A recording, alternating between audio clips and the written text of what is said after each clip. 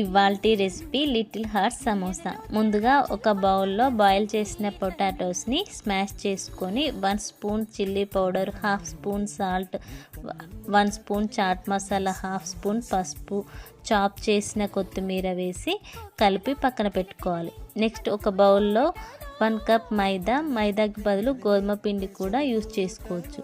చిటికెడు salt, 2 spoons oil వేసి చపాతీ పిండిలా కలుపుకో. వీడియోలో చూపిస్తున్నట్లు చపాతీలా చేసుకొని ఆలు పేస్ట్ని చపాతీపై స్ప్రెడ్ చేసుకొని రోల్ చేసుకోవాలి.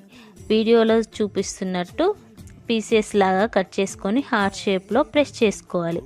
ఇలా అన్నీ రెడీ చేసుకొని ఒక బౌల్లో ఆయిల్ పోసుకొని హీట్ అయ్యాక ఒక్కొక్కటి వేసి మీడియం ఫ్లేమ్లో ఫ్రై చేసుకోవాలి. అంతే, ఎంతో ఈజీ అయిన లిటిల్ హార్ట్ సమోసా రెడీ.